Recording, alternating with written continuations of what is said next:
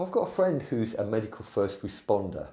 And a first responder is a community-based volunteer who undergoes some medical training. They get more training than perhaps you would do if you did a first aid course at work, but they're not trained to the level that a paramedic is, somewhere between the two. The idea is that because the first responders are based in the community, they can often get there before the paramedics do. And in the case of a medical emergency, perhaps if someone's had a heart attack or a stroke, what happens in those first few minutes can be critical. It literally can be the difference between saving a life and losing a life. So the first responders, they provide an amazing service to the community. And it's not the only place where our first response to things is important. Imagine for a moment that when you walk out your front door, if you turn right, there's a little shop about 100 metres away. But if you turn left, the nearest shop is 5 miles away. And then imagine that you get up one morning and you find that you've got no milk for your coffee. When you leave your house, if your first response is to turn right, you'll get your milk quickly and you'll be home probably before the kettle's boiled. If you turn left, however, you'll still get some milk, but because your first response was not the best one, you've made life difficult for yourself. This plays out in lots of other places as well. I was running a workshop recently and I was giving tasks to the group, and I noticed there was one person in the group that as I gave them the task, they'd start out by muttering something almost underneath their breath along the lines of, "This is a really hard question," or "I don't know how to do this." And I also noticed they were kind of struggling with what I was asking them to do, even though they were very capable of doing it. And that reminded me of a time when I was reading this book, a book called NLP at Work. It's a fantastic book. And the way that it's organised, each chapter gives you information. And at the end of each chapter, there's a section that's called Thought Provokers, which are questions that are designed to get you to think about the information that you've just read.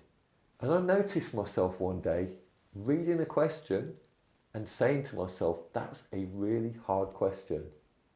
And guess what? I've got a trait that's quite similar to a lot of other human beings. That if I'm faced with something that's difficult and it's not essential, there's a fair chance that I might skip over it and go on to the next question. Because what happens then, if I can find an easier question that I can answer, I'm going to feel good about myself. Then I realised that was not the way to get the best out of the book. The questions were there to make you think. They weren't designed to be easy questions. And by skipping over questions or not fully answering them, because I told myself it was difficult, I was not getting the most out of the book. And if you look at this is a big book. There's a lot of pages in there. And so if I'm going to go to the effort of reading all of these words, I want to make sure that I'm getting the most out of it. So I changed my strategy, the way that I was approaching it. When I read a question, I deliberately said to myself, I don't know the answer to this question yet. And by putting that yet on the end, it implies that I will know the answer at some point, and it changes my mindset slightly, and it was making it easier to answer the questions. And then I realised that I could do even better than that. By changing it from, I can't answer this question yet, to, that's a really interesting question. That opened up my mind to get me thinking about it, which is what the point of the question was. It wasn't to be able to answer the question. The point of the question was to make me think. And then it was a lot easier for me to start being creative and to spend a lot of time answering that question. And it's not about how quickly you can get through the question, it's how deeply you can think about it that's going to make the difference. Going back to the workshop, I didn't point out to the person what I'd observed, because it's not always the best strategy to point to people and say, hey, guess what I've just seen you doing? That's not very helpful, is it? So later on, I've told the story about me reading the book and my experience.